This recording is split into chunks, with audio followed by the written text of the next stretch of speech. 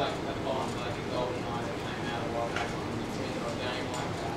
James Bond is a famous movie property for product placement for brands. Yes. Do you see that being able to transfer into the gaming industry with these sorts of titles?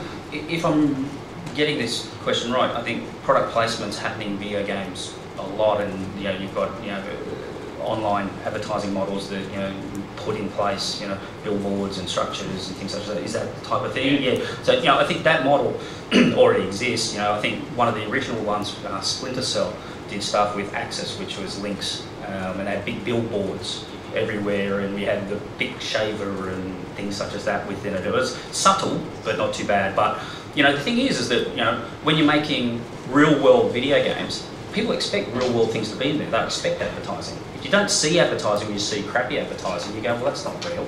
So they expect in a real-world game to see a Coca-Cola advertisement. That's if you don't see that branding.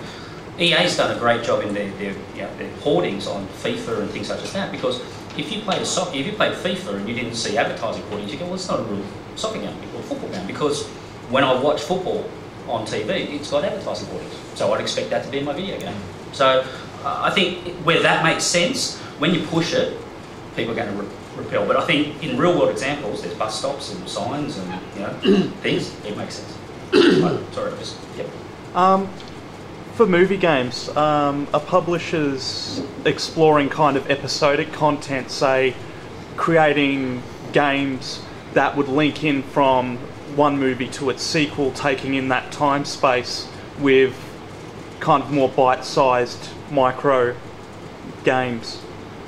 Not that I'm aware of, because you really want to get the big bang there at the time of the movie. I think the download model may bring that about, and it might sort of, people might go, you know what, let's work on a 2-3 movies, and let's do games in between that link the movies to engage the audience from not just one movie to the next, but keep them engaged all along the process. I think that could be something that could work. But just doing it for one movie and then trying to do a couple of things after the fact. I think you'd do one on an XBLA or PSN or WiiWare and then see how it goes. If it did well, you'd do another one, because you could probably get that out as quicker and capitalise on it. So, Any research on the effect of a bad game on the subsequent movie sequel? So you have Lord of the Rings 1, then you have a hideous game, and then you have Lord of the Rings 2. Any evidence to suggest that a bad game might affect? We would have ruined the film.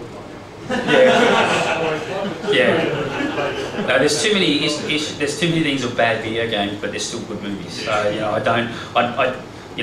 think some people. The problem is that people just expect it to be a bad game, so therefore they go, that's fine.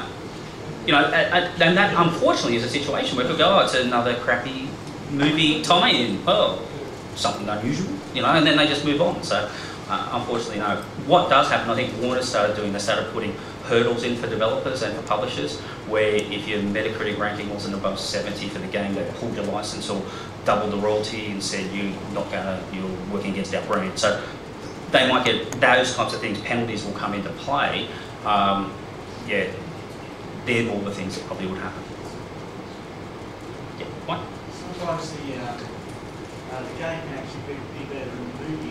Yes. A couple of examples I think is Trump was brilliant. Yep. Game's much Which is better fine. than the movie. Yep. And then the other classic one that I just don't quite got over is Super Mario. The film. And then the last thing I wanted to say is I much prefer you as a red. Well, They don't play for romance. Well, I appreciate that, Mike.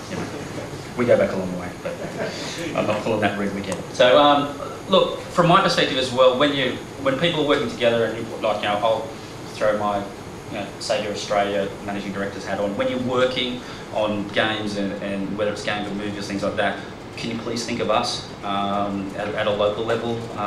Please, build into the milestones, the advertising assets. Think of the things that we might need. Please, I know you want to finish the game, and the first thing to go is the marketing assets and things such as that. But they are important in selling it, because if you don't, this will happen.